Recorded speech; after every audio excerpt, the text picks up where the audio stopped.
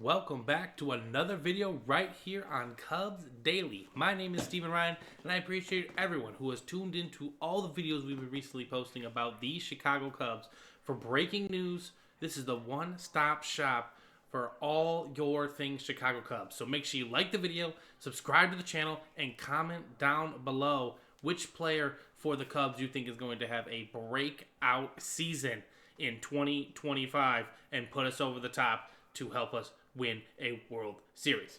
So let's dive into today's topics. We got some fun notes to hit on. I'm going to start off with Gage Workman, a name that a lot of people are probably not all too familiar with. Gage Workman was a member of the Detroit Tigers a few years back, but his options were coming up, and there's this thing called the Rule 5 draft, where, once a player's been in the minor league after so long, it's hard for the team to keep him on their roster, so they go into an eligible draft player pool. Each team is in the draft. You do not have to draft, but the Cubs loved what Gage Workman was providing, and they selected him. Now, there's a couple caveats to the Rule 5 draft, right? Like, you have to keep the player on the major league roster for the whole entire season. If you have any inkling you're going to release him, the Tigers could get this guy back. And honestly, I think the Cubs have done an excellent job, and they nailed this pick right here. Look at what Gage Workman is doing this spring, ladies and gentlemen. Hitting .364, has over 1,000 OPS, 2 home runs, 9 RBIs, 5 runs scored. I know. We don't want to look all way too much into spring training. It doesn't mean a lot. We're not really sure who he's facing on that front, but either way, ladies and gentlemen, if the Cubs are going to make a selection like this in the Rule 5 draft, we can expect to see Gage Workman in the fold. Nico, although we're hoping he's ready for domestic day, opening day, if he has a slight setback in any capacity, maybe Gage Workman can work his way in there at second base and give these guys a chance to show off his true talents. So I'm excited to see what Gage Workman does. It looks like he's going to be on the Cubs roster, the 25-man roster. He's supposed to stay on the Major League roster all season long. So hoping to see his development and maybe a key surprise for the Cubs coming up here in 2025. Next up on the docket, we had a fantastic debut from the number one prospect, Matt Shaw. Matt Shaw did have a couple of hits, and he drove in a big run. A sharp single to right field in an RBI opportunity is exactly what we wanted to see as Cubs fans. I believe the front office and general manager Jed Hoyer, Carter Hawkins, they are not worried about Matt Shaw's bat. The only concern about Matt Shaw was, will he be able to adjust to third base? There's a lot of tough throws you got to make from third base. Machado and Nolan Arenado make that stuff look so easy, and it's just not, ladies and gentlemen. We saw it with Christopher Morel last year, and it just didn't work out on that front. So hopefully Matt Shaw takes his job seriously. He adds to the grind every day, and he's able to get that third base position down, because if Matt Shaw can play third for the Cubs, it's going to be a huge solve for them. They're not worried about the bat. They just want him to get healthy and get him in those reps at third base. I know the Cubs signed Justin Turner as well as a potential maybe caveat plan. They really don't want to use Justin Turner all too much. They want him for pinch hitting spots and maybe to relieve Michael Busch on those weird left-handed starter days from the opposing pitcher. So Matt Shaw, great start to his spring training. Hoping to continue to see the development there. And if Matt Shaw can become that star player the Cubs need, this team could absolutely be very, very special. Now, the next topic here we got to talk about is there's going to be a log jam in a couple different areas for the Cubs. We're going to start off with Seiya Suzuki in this one, right? We've heard the offseason speculation. Seiya was not pleased about being subdued to a DH role. He wants to play the field as well. But in his tenure as a Cub, he has struggled in right field. And with Kyle Tucker, a Gold Glove winning right fielder out there now, it's kind of hard not to play Kyle Tucker. I'm sure they're going to platoon him a little bit. Seiya's going to get the occasional start in right, left when Ian Happ may need it. But as it sits right now, the Cubs have 2 Gold Glovers and a future Platinum Glover in Pete Crow Armstrong patrolling the Wrigley outfield, and I think that's the way they're going to want to keep it as well. They got Dansby Swanson, who's a Gold Glover, Nico Horner, Gold Glover, etc., etc. Up the middle in the infield, the Cubs are golden on the defensive side of the ball, and unfortunately, I think it's kind of just going to leave Seiya the odd man out defensively as well as some of the younger players that we're going to get to here in a moment will be coming up through the pipeline for the Cubs.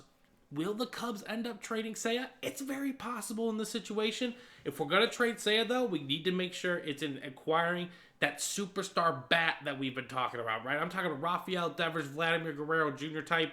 Those are the names I'm spitballing right now. Who knows who's going to be available by the trade deadline, right? Certain teams are not having the seasons that they want, etc., etc. Maybe the Cubs could swing a game-changing deal for their team. And Seiya is a fantastic piece alongside Michael Busch and alongside a bunch of these other prospects that we have coming up through the pipeline as well. Seiya Suzuki, ladies and gentlemen, throughout his tenure as a Cub, he's been very, very solid, right? 270 to 280 hitter, 19 to 23 home runs, and, 65 to 75 RBIs. It's good.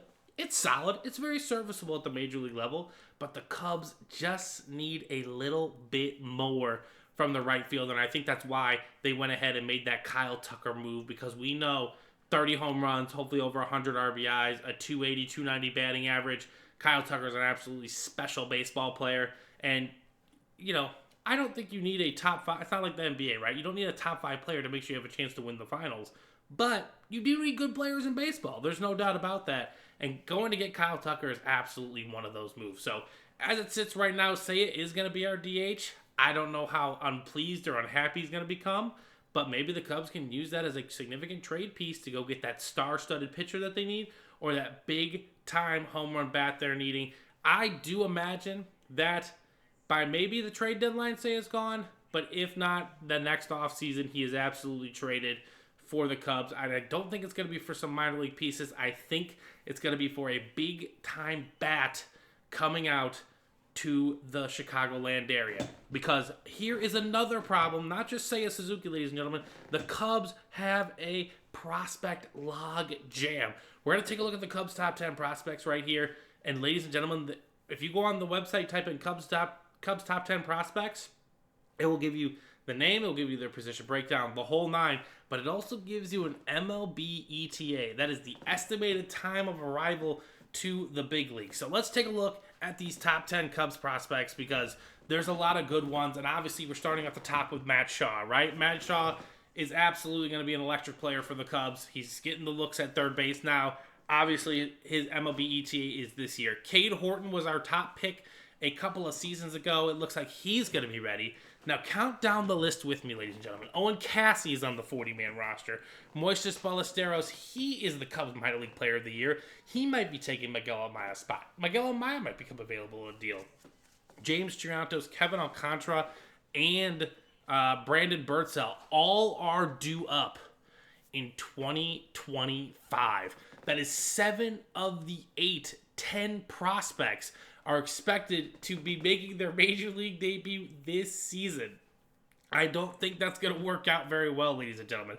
James Triantos is a second baseman and a shortstop. I don't know if there's necessarily going to be a fit for him on this Cubs team.